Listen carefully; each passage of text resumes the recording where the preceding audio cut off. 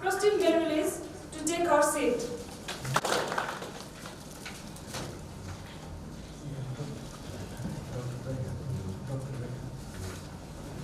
To take her seat.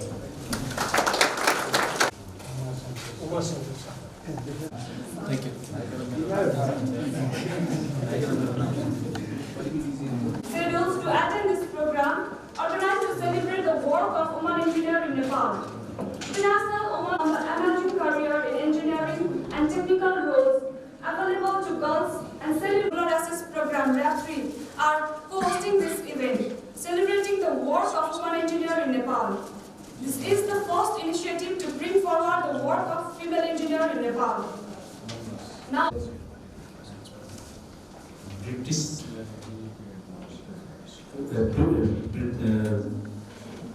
UK, and then rest our Indian President Kishore Satyanarayana Shah, and CMPI Chief DVDC Tapendra Khadka, and other representatives from RAP and our colleagues. Then they are trained men and women respectively. I would like to welcome all from India side and my own side already, and on the vacation I would like to remember our first ladies engineer, architect Shanti Manna. He is the first engineer civil engineer, not an architect, but he is a civil engineer, working in the PWC, and she has passed in 2000, PS, Vikram Sugar, and she has retired already. Now, especially, I would like to appreciate working advice, working ideas and working style of telecom manager, and then our principal of NAP,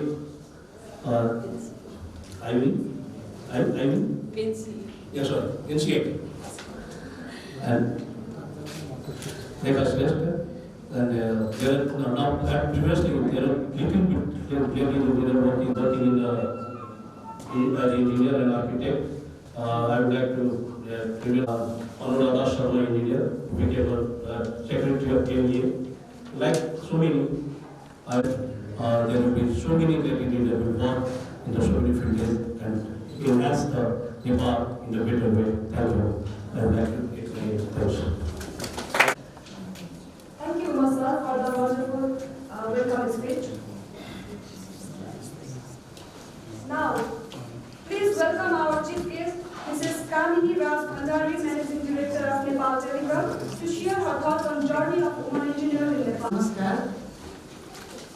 Respected our chief guest, His Excellency, our British Ambassador, FIG, PMA Vice President Kumar Sandal Sahaji, our ICT representative Christine Meirelles, Dr. Rekha Shrestha, National Structural Earthquake Engineer, PMDSS, and our executive, all executive members, engineers, friends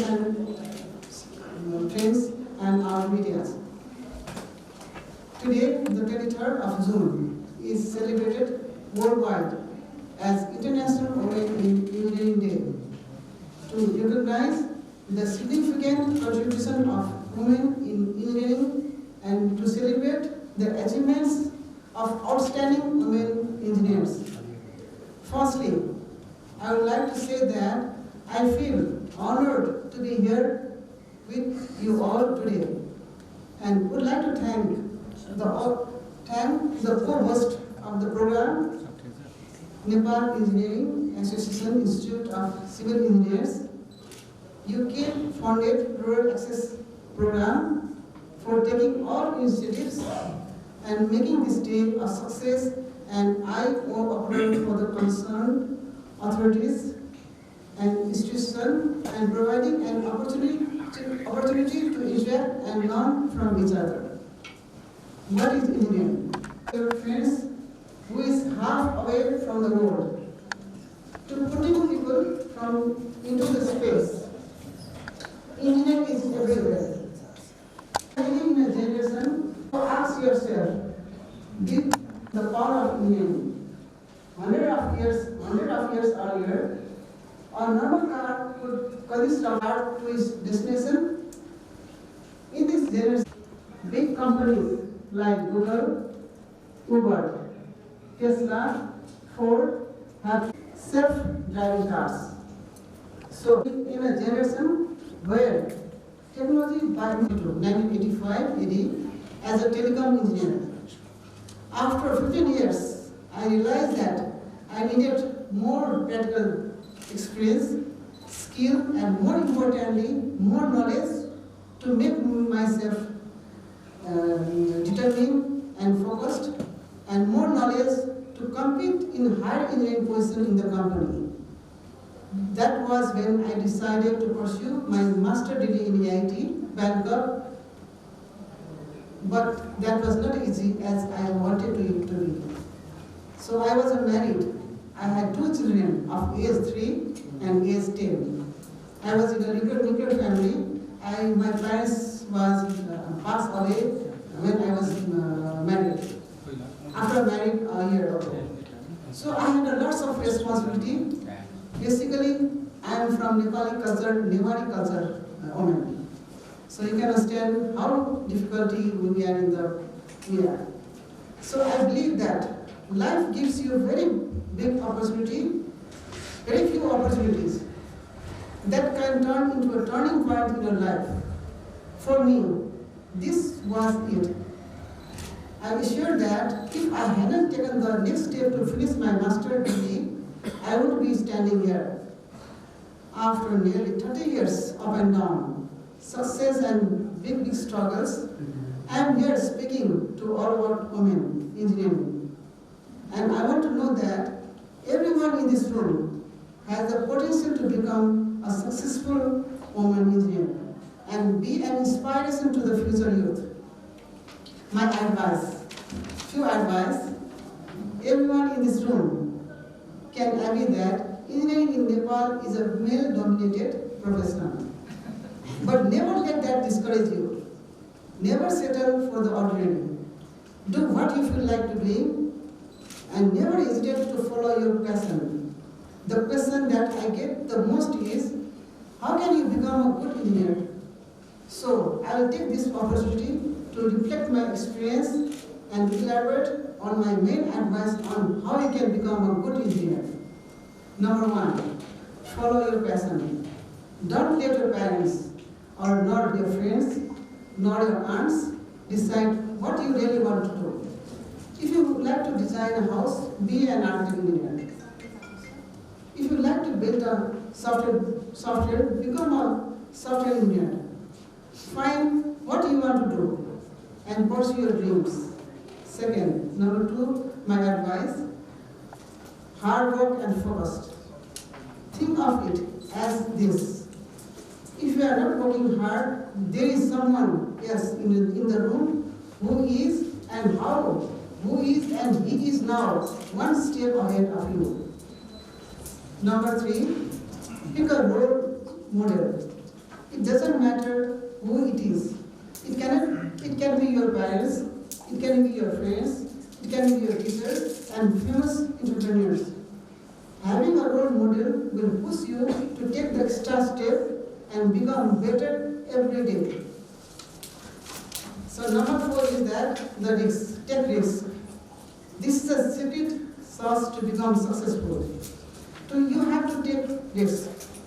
If you think about it, everything great in the world is a consequence of people taking risk. Failure is the single most important aspect of success. So never be disappointed to fail. Before finding how problem is solved, make sure you know how the problem cannot be solved in 10 days. As a famous saying goes, if you don't buy the ticket, you don't get the winner in the lottery. So finally, I want to conclude by telling that everyone never settle for the ordinary, dream big, and achieve ever bigger. Good luck and thank you.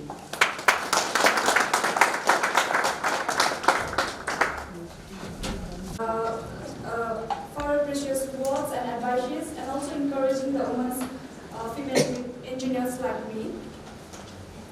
Now moving on, I would like to call upon stage ICE representative for Nepal, Christine Merelis. She will be sharing her unique opportunities and challenges of working in Nepal from a foreign female engineer perspective. Good morning, everybody, special guests. Almost 20 years ago, back in 1988, I sat my professional review in the UK's Institution of Civil Engineers. In addition to all the preparations needed to demonstrate our technical and our management competence, one of the key focus was getting your handshake right. It had to be firm, but not too firm, confident, but not aggressive, not competitive. It was considered so important to make a good first impression that we used to practice our handshakes. So I passed my review, and I'm sure it was all down to my perfect handshake.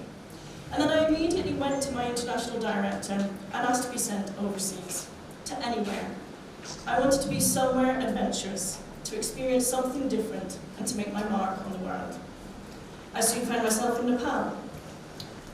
All my handshaking practice was absolutely useless. As a woman, as a young woman, and as a foreign young woman at that, I found a huge difference in how I was received compared with my colleagues. I was not to shake hands unless another person offered, and I quickly learned to do a namaste instead of putting my hand out. I was to behave humbly, to treat men and people older than me with respect, regardless of how they treated me and regardless of their ability. I learned not to offer an opinion in public and to know my place. And then people started to learn this in the world. It brought me a new level of respect and status. Being an engineer meant I was somebody important. Men started to offer to shake my hand. I was slowly invited to offer an opinion and contribute in meetings. Nowadays, women engineers are not so unusual, but surprisingly, the engineering sector has done little to adapt to the presence. To succeed, women have to fit in with a managerial culture that is, if harnessed properly, could really change the way that engineers are perceived and the way that engineering projects are delivered. At the same time, though, girls are often taught to think of others before themselves. As adults, this makes us think about engineering problems and solutions differently. We tend, exceptions, but we tend to be less digital. To be an engineer has, whether she realises or not, shows many of us pretty feisty, with a dogged determined feistiness, and our perseverance pays dividends when we're working on site. Staying calm and patient when our instructions are ignored, yet continuing to gently push, cajole, and convince people to do as we wish. The breakthroughs, when they come, are extremely rewarding. Some of the challenges of having more women engineers can be surprising, or at least not things that an all-male management team thinks of. The introduction of young women graduate engineers on RAP 3 was too much for one of our male colleagues, and so I found myself drawing up a new code of conduct for behaviour to prevent and deal with harassment and abuse of authority. This code now protects all our staff, men and women, at all levels within the programme. We've also recently revised our maternity policy, and there are a few other areas where we could do with improving our staff welfare in terms and conditions. Such improvements are a direct, so much more beyond just engineering, but about the impact that we're having on the people around, and helps to make engineering more woman-friendly. Thank you for listening. Gender inequality. It has always been deep-rooted in our male-controlled society and has often hindered the performance of young girls. And today, I'd like to welcome Dr. Rekha Shrestha, National Structure Earthquake Engineers from UNTSS Nepal, to share a few words on the topic, Does Gender Impact Classroom Participation and Performance in Engineering Colleges? Thank you. Respected MEA Vice President Uma Shankar Shah, MD Kamini Rajbandari from Nepal Telecom, respected His Excellency of British Ambassador. I am very happy to be here in this program of International Women in Engineering Day, and would like to thank for giving me the opportunity to be here. For me, its topic was given so that gender makes a difference in this classroom of the engineering college. So for this, I would like to give some scenario of our education for the girls' education in Nepal. Is applied science, application of science in practical purpose, engineering through reality. That is engineering. Our invitation card of today's program, this photo. So, where women engineer in Nepal are working. So, in planning phase can work in Nepal. So, in design, construction management, in every sector, women can work as engineer. So, what do the male engineers in the world that supposed to be should be replaced by the female engineers? Then it started focus for the engineering educations for the female. Similarly, again the same. Second World War also encouraged particularly for the female engineers to make the replace for the male engineers. Of the 1939 to 1945, the government once again urged women to become engineers. So from 1917, in the world scenario, when we see the world scenarios, women began to enter engineering in the large numbers, and university encouraged for the females in 1917. So then it started slowly increasing in the engineering educations for the female numbers. In the mid-1970s, women comprised only about 1.5% of college level engineering students. So by 1994, the number had been increased close to 15% in the world scenario. Today, just 20% of undergraduate engineering students are women. And in the working engineers in the professional workforce is less than 10% is still in the world scenario. So when you see in the Nepal context, educations, so this one taken from the thesis report of Timila sister, my colleagues. So when you see here, so primary level, 43% girls educations, there are 43%, it's only old data, 2003 data, now it will change. And this lower secondary 41%, secondary level 37%, SLC 36%, and the proficiency certificate level 29%, bachelor 19, 16%. Of the educations, higher degree participations of the girls in the educations becoming the decreasing levels. So with the age, giving ordinary in other dual responsibility, other responsibility, there is effects in the educations. Nepal educations, with the increasing of the higher levels, participations in the educations, girls are becoming less. So this data from the Nepal Engineering Councils of the 2003. So when we see the data, so 3.84% in civil, electrical 1.40. So like these data are very less percentage in the comparison of the grade. Found the basically in architecture, 44.31% more only in architecture, other are less than 5% or about 5%. So this data was taken in 2003 when the Engineering Council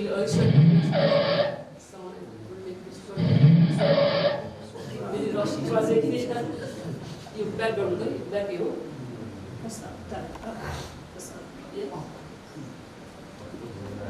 So engineers in the councils, there must be maybe might be girls participants, women engineers are in these. What is the registered data of the engineers are the 19,854. It's not academic, this is the latest data. And the engineers are the 1,909. 10% are ladies in Nepal. So generally,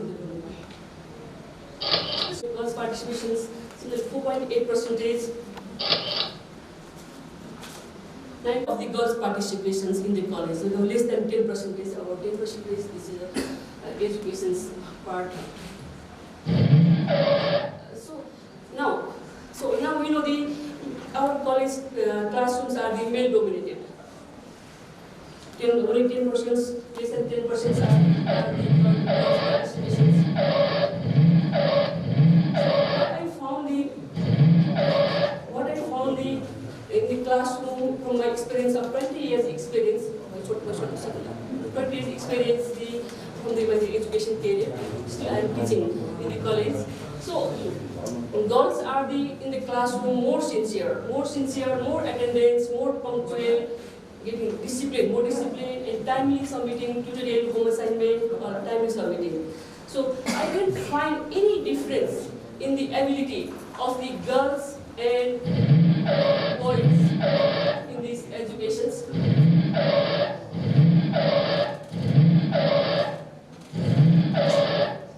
So one other thing I noticed is girls are the less politicized, not being focused in the politics. I found that one. So less question asking, maybe male-dominated classroom. So less participations in discussions in the classroom. I found that one from my experience. And boys are more active in the sports or the social involvement. This is my experience from the college. So, as I mentioned, the girls and boys. As a teacher in the college environment, what we used to see the students are the different category: excellent category, poor category. This applies for the both girls and boys. Boys also the excellent, good, average, poor category in educations in the college environment, and girls are also same in the excellent, good, average, poor category. If you make the comparison of the excellent category of the girl student and the boy students of the both one same category, there is no difference in the ability. So I found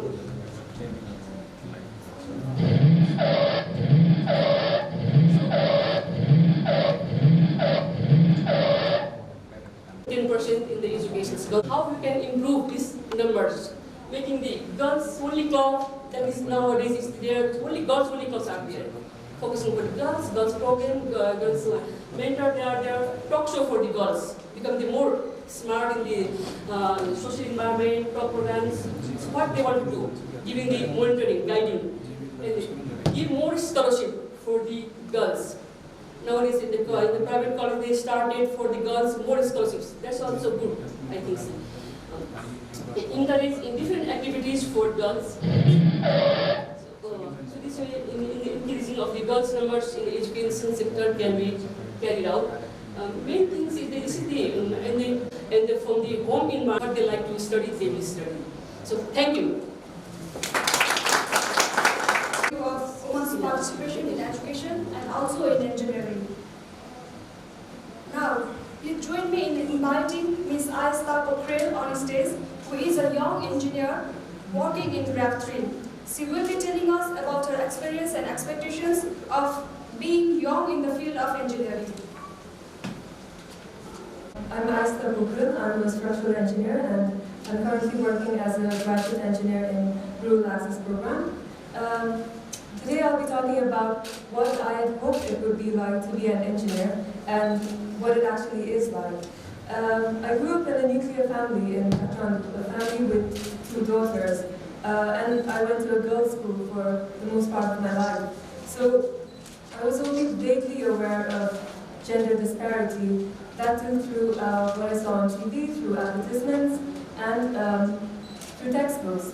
And my dad's also an engineer, so from a very young age, I wanted to be just like him, that is, an engineer. So after I finished school, I joined civil engineering in Pultur campus to pursue my dreams of becoming an engineer. And this is where reality hit me. I found a world where there's obvious gender disparity. It's not that we were ill-treated for being women, but there was obvious gender biasness, and you could feel it every day. Yeah? And Batu was in the capital city of the country, a place that we consider developed. I'd only hoped that university and being an engineer would be cool at that age, but to be honest, I was disappointed. And then I finished university and started working. Last year, around the same time, I was based in Mugu. It was kind of expected when the field workers, all locals there, didn't consider my opinion at first. I mean, obviously, a female who can hardly walk their trail with ease wouldn't know anything about road construction. But then again, this is understood because that is a village and that level of ignorance is expected. But when the same ignorance is resonated in societies like these, in developed societies, then the interest of young girls to become engineers and young engineers to remain engineers, I think that slowly disappears. We had, in my classroom, we had 5 girls out of 48. I'm still working as an engineer. I cannot say the same for everybody else.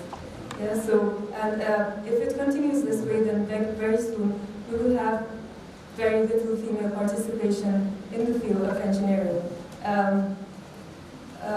In a world where half the population is female, if we have very few female participation in engineering or any other field, then we lose out on the perspective of half of the world, and that is something we don't want. Coming back to what I saw in Mugu, I also have to mention what I experienced in Humla 3 years ago. People were actually quite impressed to see a Nepali young engineer. I mean, to them, the fact that a female can also do something, that was completely unknown. So many of them, they came to me and asked me where they could send their children to school to be someone like me. So I think, in a way, I brought hope to them that if a female in this country can become an engineer, then surely their children can also do something good. And this is the exact response I was hoping to get. I didn't expect it in one of the most rural parts of the country. So surely there is hope that if we bring change in the society, which I can see through everybody's experience, that there has been change, but there's still a long way to go for female engineers. And we need to bring all our minds together and come up with ideas to bring change in society and to make sure that we encourage girls to choose a career of their choice, irrespective of their genders, and to have the liberty to continue in that field. Thank you. I'm sure a lot of what we have said has resonated other young female engineers also. Now, I would like to invite our guest of honor, His Excellency, on the stage to share a few words on today's event. Vice President Umashekhar Shah, Managing Director of Nepal Telecom, Kamini Redvandari, Institute of Civil Engineers representative for Nepal, Kastini Merilis, National Structural Earthquake Engineer, UND Assistant Shrestha, our graduate engineer, Ayasta Pokrel, Namaste. Mera naam Richard Morriso, Ramabalai Sabako Rajdutu, Tapale Vidra Krishlaki. It's an honor to have been invited to inaugurate this photography exhibition of women in engineering to celebrate International Women in Engineering Day. I know the International Women in Engineering Day happens on 23rd of June every year, as other speakers have said, to showcase the great careers that girls can have in this field, as well as celebrating the achievements of women engineers. This is a laudable aim, and I'm delighted to have been asked to be part of it. One reason that our Foreign Secretary recently said that the happiest, most prosperous, and most successful societies are ensuring secure, stable, and prosperous societies, with women participating on an equal basis of men in all areas, including a country's economic life. The UK was a key player in pressing for global agreement for Sustainable Development Goal 5 to achieve gender equality and empower all women and girls. We're keen to challenge gender stereotypes, including what is a traditional women's role. We recently appointed a special envoy for gender equality, who's tasked with spearheading UK's efforts to deliver a coherent international approach to a UK that's worked hard to press for international action on gender rights, Girls Summit and the forthcoming Family Planning Summit. I'm proud that our UK, and the other is through a specific programme focused on women, and in particular on issues like women's security, women's economic opportunity, and women's health. You can see evidence of the gender mainstreaming aspect of DFID's work in the RAP3 programme, one of the sponsors of today's event. That programme has built or maintained around 3,000 kilometres of roads and over 100 trail bridges since 2001.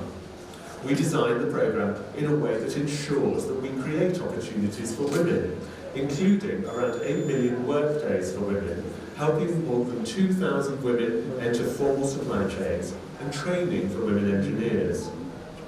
Today's event is about showing young women they can be engineers, the variety that career can offer, and how important a field of work it is for any country. I hope it informs the young women that are here and who come to see the exhibition, and I also hope the photos inspire them, showing the trailblazing work of women engineers across Nepal. I also want to take this opportunity to pay tribute to all the women engineers involved in DFID projects and thank them for what they do, and pay tribute to all the women engineers in this country and their work literally helping to build a better Nepal. So, I hope you can see that celebrating International Women in Engineering Day is very much in line with Britain's work on gender rights, as well as our development partnership with Nepal. I congratulate the organisers, the Nepal Engineers Association, the Institute of Civil Engineers in Nepal, and the RAP3 programme, as well as the other speakers this morning, whose speeches I've really enjoyed. And thank you all for coming. I'm sure we will all enjoy the exhibition. Very dhanyavad. Namaste. Sir, for your precious work. Now I would like to request His Excellency Ambassador and our Chief Guest to lamp the light and officially inaugurate the ceremony.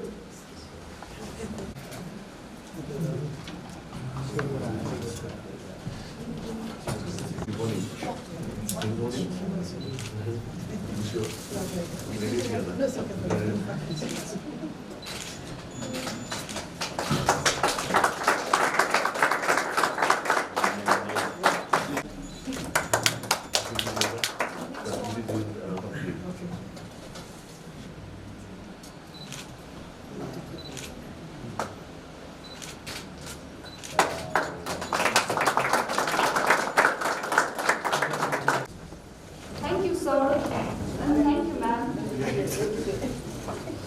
Thank His Excellency British Ambassador for gracing our ceremony. Our special thanks to our guest, Chief Guest, Mrs. Kamini Raj Bhandari. And I would also like to thank all the speakers for the inspiring word. We hope this event would encourage young girls to join the engineering program and young female engineers to work harder in their respective field. Though there are the challenges in the way, determinations will help us succeed. With this, I would like to request His Excellency Ambassador and our Chief Guest to cut the ribbon and officially inaugurate the ceremony.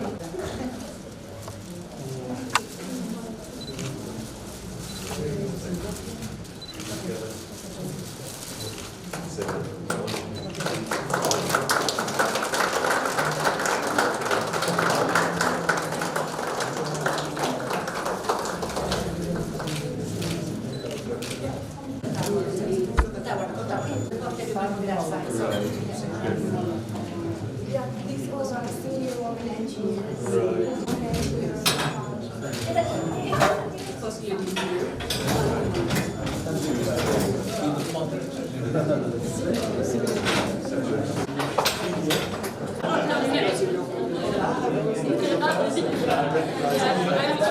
will show you my photo also.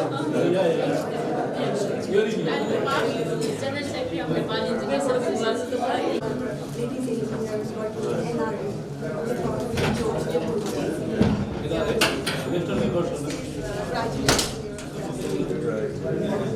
I can see you talking to others.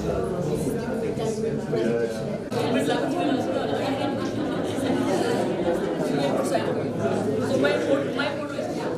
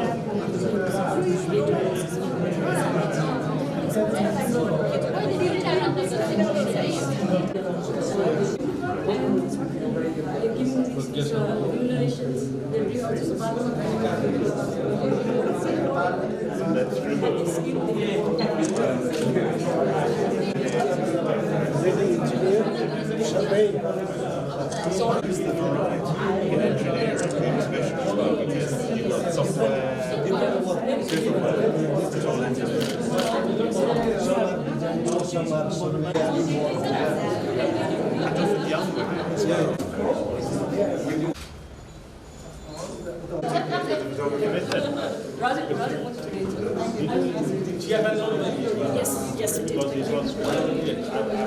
saw it this morning.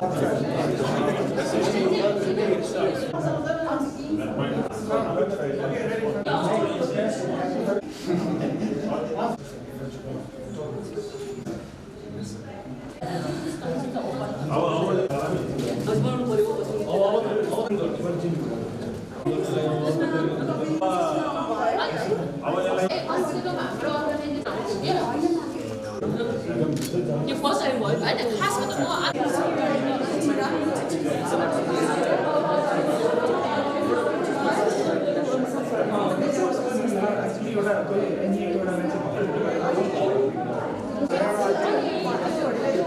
we only engineering experience.